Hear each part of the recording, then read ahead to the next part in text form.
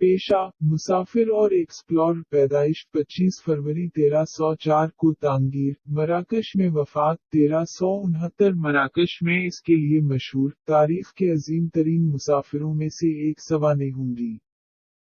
अबन Battuta ने क़ुरून वुस्ता में दुनिया का सफर करते हुए 29 साल गुजारे।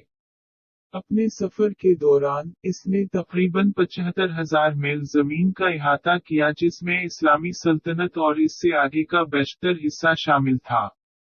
वो दुनिया की तारीख के अजीम मुसाफिरों में से एक के तौर पर जाना जाता है। अबन बतूता मस्र में मुसन्निफ लियोन बेनीट। हम अबन बतूता के बारे में कैसे जानते हैं? जब अबन बतूता 1354 में अपनी जिंदगी के इख्तिताम के करीब मराकश वापस आया तो इसने बैरून मुल्क अपने शानदार सफर की बहुत सी कहानियां सुनाईं। मराकश के हुक्मरान अबन बतूता के सफर का रिकॉर्ड चाहा और इसरार किया कि वो अपने सफर की कहानियां किसी आलम को सुनाए। आलम ने हिसाबात लिखे और वो एक मशहूर सफरी किताब बन गई जिसे रहला कहा जाता है, जिसका मतलब है सफर।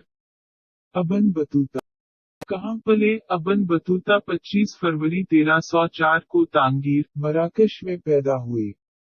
इस वक्त मराकश इस्लामी सल्तनत का हिस्सा था और अबन बतूता एक मुसलमान घराने में पिला बढ़ा। गालिबन इसने अपनी जवानी इस्लामी स्कूल में पढ़ी। लिखने, साइंस, रियाजी और